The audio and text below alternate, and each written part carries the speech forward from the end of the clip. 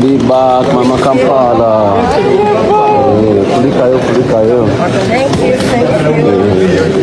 That is great. Yes, wetujidde ku mpewo nga kimaze okonfirmingibwa nti Shamimu Marende yamaze okulinnya ku ttaka lya Uganda era yakomyewo okusavinga emirimu gye egyamutumwa eri abalonzi abamutuma mu parliamenti. Naye okujja kwe kweraliikiriza gavumenti ya Mwami Yoweri Kaguta Museveni tumuwabulwa kubanga ajjukira nti nno Shamimu Marende y'omu ku bakyala abatasirika, y'omu ku vocalist abagenda mu maaso n'okubanga boogera ku nsonga ezigenda mu maaso ez'ebyobufuzi mu ggwanga lya Uganda eri gavumenti. Kakati gavumenti ya Mwami Yoweri Kaguta Museveni waki yandibadde yeeraliikirira okudda kwa Shamimu Marende ng'ennaku z'omwezi nga 12 nga Yoweri Kaguta Museveni tumuhabulwa kajje alangirire nga waategeka omukolo ogw'okwerayiza. Luno lunaggwa. Jjukira enfunda eziwerako Shamimu Marende ono azze akomawo mu ggwanga naye abadde takomerawo mu mbeera nnungi. Era embeera gy'abadde akomerawo ebadde enzibu. Era tujjukira luli we yali akomawo amasasi ne tiyagaasi byanyooka. Kuyingira obuyingiza ekibuga kwali kusika muguwa. Ye lwaki mbikunyumiriza kansooke mbikuweeko wano. Amasasi mu bbanga. Omubaka bamuganye omusajja agudde ebigwo omubaka bamuganye okuyingira ekibuga. Amasasi ganyoose wano omuganda wange. Tiyagasi yabulayo naye nga amasasi go gavuze mu bbanga. Ye embeera muganda wange yali yabunkenke nnyo nga Shamimu Marende akomyewo wano ku butaka okuva mu ggwanga erya Kenya, okuva mu ddwaliro gye yali ajjanjazibwa erya Aga Khan. Kisuubirwa era kiteeberezebwa nti yali agenda mu maaso n'okuwera ennemba ekirwadde ekitaategeerekeka naye abasinga bagambanga kookolo. Abasinga ne bagamba nti yali aweereddwa obutwa. Kati yali agenda mu maaso n'okuwera ennemba n'ekirwadde era yatwala obudde obuwerako ng'ali mu ggwanga erya Kenya ng'agenda mu maaso n'okujjanjabizibwa. Kakati mu kkomawo kwe yakomawo nga kampeyini zinaatera okutuuka, nga kampeyini zinaatera okutandika gwe mukwano gwange ali eyampuliriza. Era embeera gye yakomerawo nga si nnungi, yali mukosefukosefu, embeera yali mugonvugonvu ebiseera bye yakomerawo. Naye yakomawo picking reforms okubalaga nti nno nga ye omubaka gwe baasinika mu parliament omulonde agenda kukomawo era abakiikirire. Era tujjukira bulungi mu kukomawo kwe embeera eyaliwo, abaana abamwaniriza bano nno baali so ggumite. Okumanya bannayuganda baali bamwagalanye era bamwaniriza mu ssanyu ery'ekitalo. Era twalaba ku luno ku mulundi guno gwokka ng'abavubuka beekwata ne beeteekako enjeregere ne bagenda ku kitebe ne bagamba okuva wano nga Shamimu Marende amaze okupiikinga empapula ze. Kambere nga mbikuwaako. Shamimu ono era teyali mu ggwanga, yali Nairobi, yali Kenya nga mulwadde. Abaana abo boolengera bajja beesibye enjegere ng'ekibaleese muntu waabwe awandiisibwe twe ku maloboozi gaabwe. Kunga Shamimu kunga Kampala tugitwala kunga.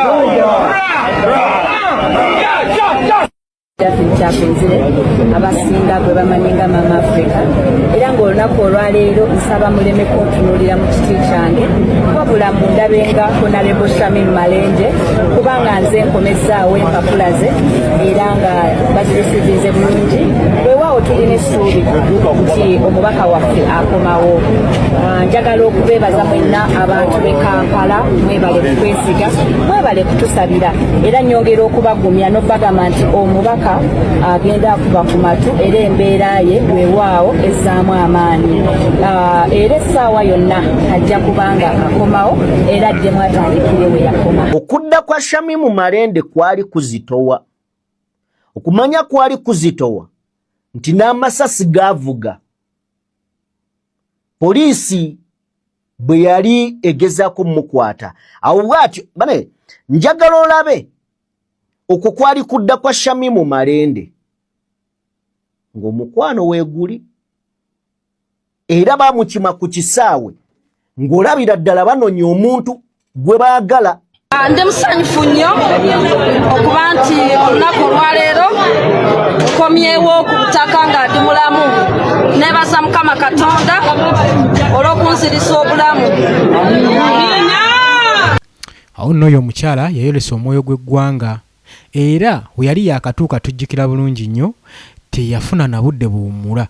Yagenderawo mu kkooti okugenda mu maaso n'okuba nga awolereza abaana abaali basibiddwa ba political prisoners abaali bavunaanyizibwa obwemage era n'abawolereza abamu bajja mu military court okubateeka mu civil court. Ebyo byonna byonna information twagibawa mwagiwulira. Munzikirize mbalamuseeko muli muti eyo kansubye nti nno bibagendera bulungi nnyo. Muli ku Yugi Update TV musinziro banga mutuwuliriza.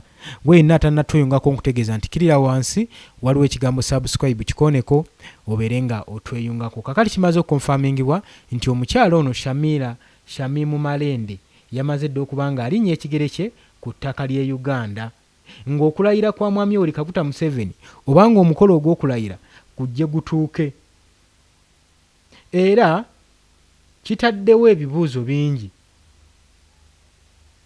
Okuva omukyalo ono yalondebwa abadde absent mu parliament, naye lwaki ajja mu biseera ng'omukolo gw'okulayiza Mwami Yoweri Kaguta Museveni tumuhabulwa gusemberera era gavumenti kigyeraliikiriza nnyo. Ngenda kubanga mbikuwa wuliriza. Ono tukimanyi bulungi nnyo ye Kampala Woman Member of Parliament Shamimu Malende. Okudda kwe mu Uganda kutaddewo speculations nnyingi nnyo eri bannabyabufuzi ba analytics abagenda mu maaso n'okubaganya empawa ku nsonga z'ebyobufuzi mu ggwanga Uganda, kubanga bagamba parliamentary swearing oba omukolo ogw'okulayira guliyo wiiki ejja. Lwaki okudda kwe ku lunaku luno olwokusatu ku makya ng'amaze emyezi n'emyezi nga talabikako ate ng'asirise? Kutaddewo ebibuuzo bingi era kutaddewo n'okubuuza ku health condition ye, ku mbeera ye, performance ye nga ye nga registrator abadde akkirizibwa okuyingira embeera ebadde emuganya okuyingira eggwanga Uganda. Akatambi nkabateereddewo ng'ali mu ssanyu nga bamukulisa olugendo nga balonzi bacacyanca bamwesunga okugenda okubateeseza mu parliament nga ye omubaka owa National Unity Platform. Okutuukwake mu ggwanga kuba kugugumula ebibiina ebirala nti waliwo omubaka ow'ekibiina kya National Unity Platform ayingiddewo, era kiba kigugumula n'abawagizi abadde baggwamu essuubi abadde bagenda mu maaso n'okutiisaizinga ensonga eno. Kati kino kibanga ekibakira lifayinze ekibatangaazizza nti gyali akyatemya bukofu era ensonga zammwe ze mwamukwasa akyazirowoozaako ozisabumiitinga mu parliament. Era section of public yebadde esinga okweraliikirira. Jjukira abadde abuza abantu ku maaso nga n'essuubi lyabaggwamu dda era buli amulabyeko yeewunza n'agamba omuntu waffe yakubye ku matu. Jjukira yagenda ng'awera ennemba n'ekirwadde eyo gy'abadde. Tukyagenda mu maaso. Oli ku Yugi Update TV nkujjukiza kw'osinzira okuba ng'otuwuliriza gwe omukwano gwange ali eyampuliriza. Ku airport alabiddwako ng'atuuka ng'ataddeko simayiro ennene era kamera zimukutte bulambalamba. Newankubadde takoze comment n'emu mu kutuuka kwe, aba social medias abasinga baselebratinze okudda kwe kubanga mukyala mwogezi nnyo ku ludda olw'opposition, munnabyabufuzi omwogezi akulitisayizinga ku nsonga teyeerya ntama ensonga azoogerako azikubawo nga bwe ziri, era okujja kwe n'okwogera kwe kwamuleetera omukazibwako nga maama Kampala eri abawagizi be, era lyerinnya Patrick lye baamuwa.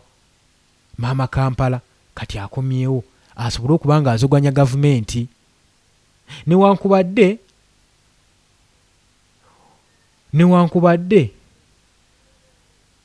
okutuuka kwe kulumirizibwa okuba nga azze ku nsonga za paaliyamenti officially, emirimu gy'okuteesa mu paaliyamenti oluvannyuma lw'okuspendinga periods ng'ali abroad, ng'agenda mu maaso n'okuba nga receivinga treatment. Ku comment erisheyalingiddwa afuuse omuntu agenda mu maaso n'okunyumizibwako nga bagamba nti omukazi abadde omulwadde ataggyeewo amaanyi agakomawo. Yakomawo mu kampeyini nga mulwadde, era oluvannyuma lw'okuwangula era n'alekulira eggwanga mu bwangu n'addayo agenda receiving treatment. Kati bagamba afunye amaanyi agadda ag'okulayira. Abadde luddawa? Biki byabadde afumba? Shamim Malembe kikka abadde abaza, kakika abadde abala. Kakati nno atandise okwogeza bannakampala obwama. Okudda kwe si kwa muzannyo. Nagambye gavumenti eba erina okweraliikirira mu kudda kwe. Okudda kwe gavumenti oba ab'okwerinda bakyasirise, kubanga kino kyo eno nno move babadde tebagisuubira. Ekyo ky'oba omanya okuva mu kibiina kya National Platform nabo baguddeko bugwi ne bagamba kubanga bandibadde n'ensonga emukugira obutaddamu kulinnya mu ggwanga lyattu Uganda. Tetumanyi oba sovereignty bill ye mukuguddeyo, kuba gavumenti eyine ekirowoozo ky'okufuula bannansi baayo abali mawanga amalala okubeera nga bagwira nga si bannansi b'eggwanga Uganda. Kati Shamim Malembe agambye omusajja nga tannateekako mukono ku tteeka kino, kansooke nveeyo empeereze bannayuganda. Abamu ku bakomenti nze ba social medias bawandiise bati Sikh Shamim Malembe splits back from the USA. The moment MP swearing in is near. Nti kyewuunyisa okuba nga Shamim Malembe akomyewo okuva mu United States of America mu kaseera nga ba MPs nga bakaba parliament bagenda bali kumpi okulayira.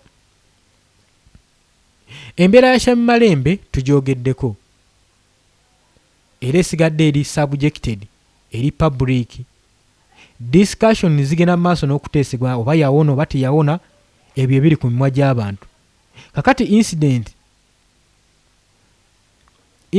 eno ey'okuba nga agenda mu maaso n'okufuna obujjanjabi medical treatment abadde mu ggwanga erya Germany, naye gye buvuddeko yasookebwa kuddusibwa mu ggwanga erya Kenya.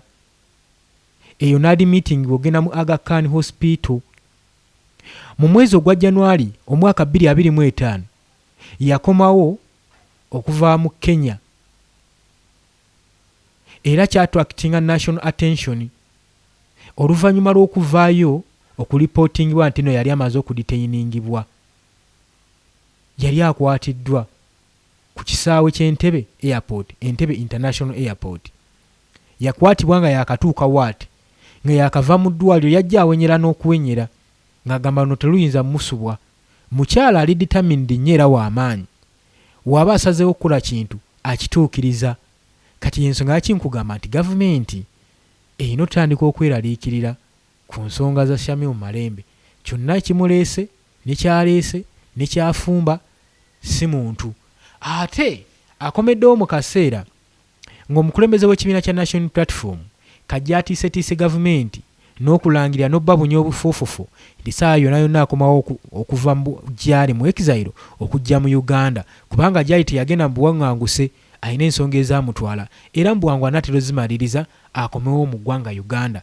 Era n'abagamba kyemuba mumanya temuggwamu ssuubi, ensonga z'okubanja akalulu okukabanja mujjukire gye tukyaliko era njiriko, era nga naatera ojjukuba oluku mu mutwe yeno kyeraliikiriza gavumenti. Kati ate mu kaseera ke kamu Robert Kyagulanyi Ssentamu abadde mu USA, kyokka ne Shamim Malembe abadde mu US mu ggwanga ayitirako mu USA mu Germany. Kati tetumanyi kabadi kali wano, naye abawagizi bagenze maaso n'okudifendinga okubula weekwe nga bagamba seriousness omukyalo ono embeera ze mu byobulamu teyali nnungi, era nga bagamba public obutagenda mu maaso nakwemfasizinga ku nsonga eno ey'obulwadde bw'ono omukyala oba ebyamutwala mu buwaŋŋanguse. Yali ayagala nnyo okuweereza abawagizi be, yali ayagala abeererewo buli kimu, yali ayagala okubeerawo okukalonda okukakuuma paka kukabanja, naye ekirwadde kyali kimubala embiriizi tekyamuganya. Naye kati kakubyeko ku matu akomyewo, agamba we yakoma wagenda okuba nga atandikira. Tannayogera bigambo bingi nnyo naye tumusuubira ebigambo ebyokwogera. Abamu batandise dda n'omuwanda ebigambo mu kamwa kubanga bakimanyi nti maama Kampala ye mwogezi. Banne bangi bye yali yeesimbyeko nabo era mu nominations yabalyamu akendo, era tetumanyi kati tebamanyikiddwako mayitire. Abamu baasala eddiiro ne badda ku ludda olwa NRM olwa National Resistance Movement olw'okunyiiga nti baali tebabasonze bamwaganya kwesimbawo mu kifo kino. Oli ku Yugi Update TV ko sinziro bango otuuliza tukyagenda mu maaso. Kakati akomyewo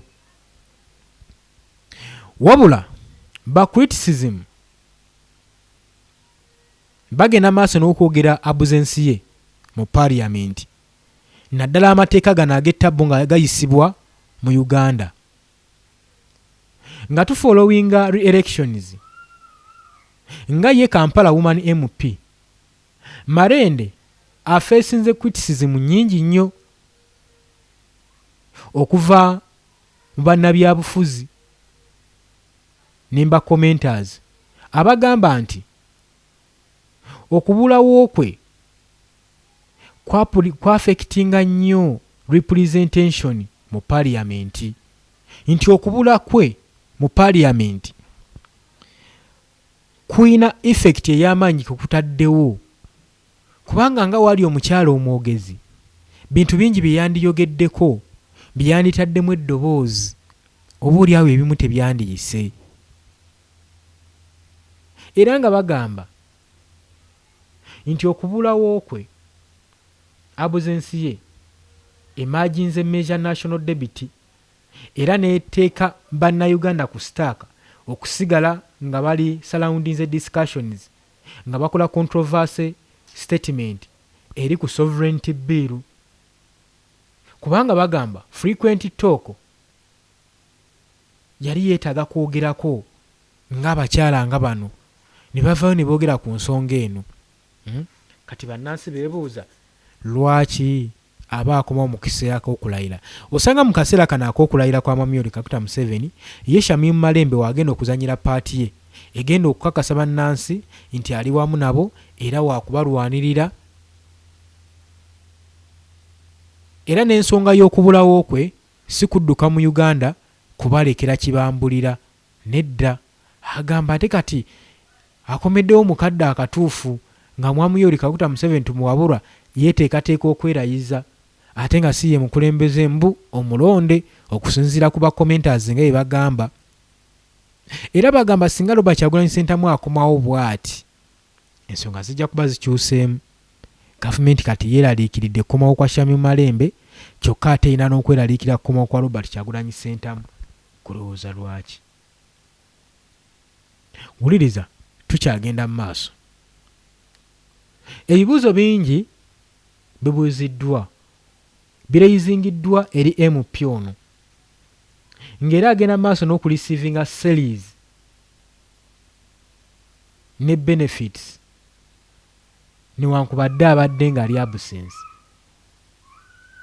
abadde asigala akyasasulwa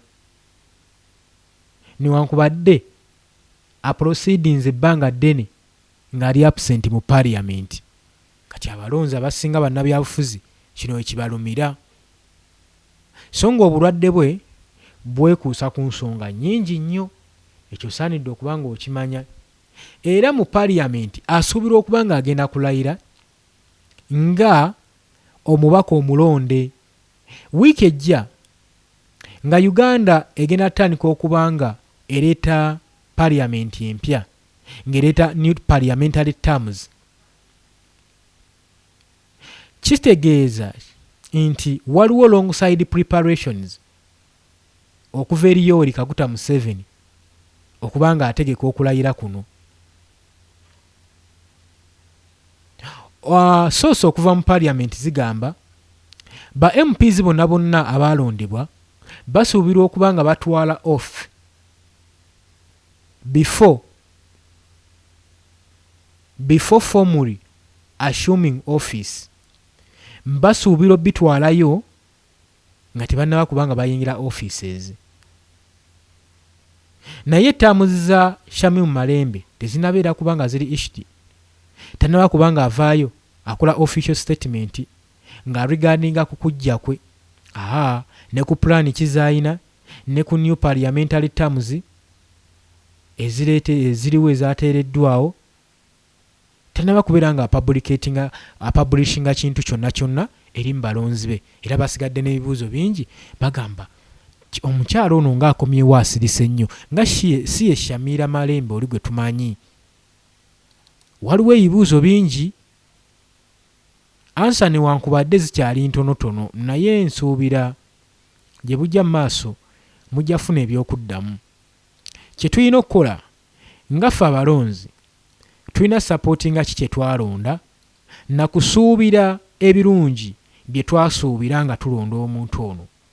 Bannakampala balina okuba nga essuubi baliteeka mu muntu ono gwe baalonda okusinga okugenda mu maaso n'okumubuusabuusa. Okubulawo kwe tekutegeeza nti nno ne determination ye yali teriiwo. Olw'okuba nga ali so determined, nze nkiwayo ensonga waaki yakoze eki, yakomyewo. So kitegeeza ssaawa yonna yonna twandiraba ekibiina ekya National Unity Platform nga kiddamu okunywera. Jjukira kibadde kiggyiddwamu ababaka bangi, abasinga bakwatiddwa, basibiddwa, naddala abakulembeze mu kibiina kya National Unity Platform. Era bannayuganda nga beebuuza ekibiina kino kiyimiriddewo ku ki? Baani abayimiriddewo mu kibiina abasobola okuboggolako, abasobola okukandula ku ddoboozi nga mpaawo baliwo? Era ekyo ng'ekino kyeraliikiriza nnyo, tukkirize oba tugaane. Naye bwe tulaba ababaka nga bano, ate gavumenti yali erangiridde nti we naatuukira omwaka ogwa 2026 twajja kubaawo ng'aliwo oludda oluvuganya gavumenti, opposition ajja kuba amaze ogisuppressinga mu Uganda, nga Uganda tekyalina opposition. Era nga n'enteekateeka gavumenti y'omunange zeeyina kuteekawo natteeka omukulembeze w'eggwanga atandika okulondwa nga babaka ba parliament nga tewakyaliwo opposition. Kitegeeza bw'aba amaze okugyawo opposition, omukulembeze asobola okulondwa ababaka ba parliament. Kati yeyo yali mission ya Mwami Yoweri Kaguta Museveni, tumuhabulwa. Era nga we yakigamba abadde agenda akituukiriza akibalaga okukwata abakulembeze bonna b'ekibiina kya National Platform, abamu n'abadetaininga, abalala n'abaforcinga into exile. Era nga abayigga Robert Kyagulanyi Ssentamu azze akyogera enfunda eziwera nti nze bino byonna mbyogera ne Mwami Yoweri Kaguta Museveni ne mutabani we banjigga era baagala kunjijjako omutwe. Singa gavumenti yalina waazi esanyawo Robert Kyagulanyi Ssentamu kyandibadde kyabadda, kubanga abafuukidde akayinja mu ngatto. Gwe buli musolo gw'owulira kati bayisa, buli kiteeka kye baleeta tageti yaabwe eri ku ssente, kyekisooka. Ekyo kiringa kyakubiri, tageti yaabwe eri mu kwenywereza mu buyinza, batya okuluuzinga entebe. Si lwakuba nti batya okuva mu buyinza oba okuluuzinga entebe, batya okufiirwa ebyobugagga bye babbye mu kaseera ke babadde nga bali mu buyinza. Baprotectinga ensonga gy'olabako, niye ensonga eri behind the scene gye baprotectinga bagezaako protectinga ebyobugagga byabwe. Imbu ekyo njagala nkikutegeeze abasajja balina assets ez'amaanyi mawanga ageebunaayira kati so ne mu Uganda wano ojja kwesanga ng'ebi percentage esinga mu industries ez'enkulaakulana mu Uganda abakulu mu gavumenti balina kamaala. Okitegedde ekintu ekyo kati so bye balina protectingako bingi. Oli ku Yugi Update TV nyongera okujjukiza kakitegeeza ba political prisoners bonna mwenna mwesanyukireko kubanga tukimanyi bulungi nnyo mulwanyiriza wa ddembe ly'abuntu era ayinza n'okutandikirako ba political prisoners abali mu nkomyo. Abaana bamwagala nnyo niye olw'obudde kansooke tubeere nga twejjukanyaamu. Shamim ono era teyali mu ggwanga, yali Nairobi, yali Kenya nga mulwadde. Abaana abo boolengera bajja beesibye enjegere ng'ekibaleese muntu waabwe awandiisibwe twe ku maloboozi gaabwe. Kunga Samalede kunga. Kunga. Kunga Kampala tugitwala kunga. Kyakunzire abasinga gwe bamanyi nga Mama Africa era ng'olunaku olwaleero nsaba muleme kuntunuulira mu kiti kyange wabula mundabenga Honorable Shamim Malenje kubanga nze nkomezaawo empapula ze era nga bazirisivize bulungi. Weewaawo tulina essuubi nti omubaka waffe akomawo. Njagala okubeebaza mwenna abantu b'e Kampala mwebale kukwesiga mwebale kutusabira era nyongera okubagumya n'obbagamba nti omubaka agenda kuba ku matu era embeera ye weewaawo ezzaamu amaanyi. Era essaawa yonna ajja kubanga akomawo era addemu atandikire we yakoma. Okudda kwa Shamim Malende kwali kuzitowa. Okumanya kwali kuzitowa nti n'amasasi gaavuga. Poliisi bwe yali egezaako mukwata awo bw'atyo bane njagala olabe okwo kwali kudda kwa Shamim Malende ng'omukwano weeguli era baamukima ku kisaawe ng'olabira ddala banonya omuntu gwe baagala. Ndi musanyufu nnyo okuba nti olunaku olwaleero nkomyewo ku butaka nga ndi mulamu. Neebaza Mukama Katonda olw'okunzirisa obulamu.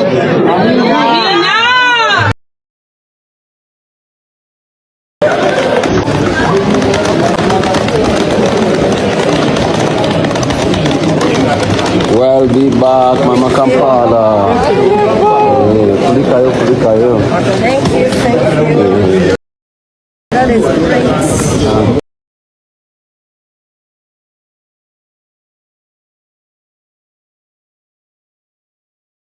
Shamim ono era teyali mu ggwanga, yali Nairobi, yali Kenya nga mulwadde.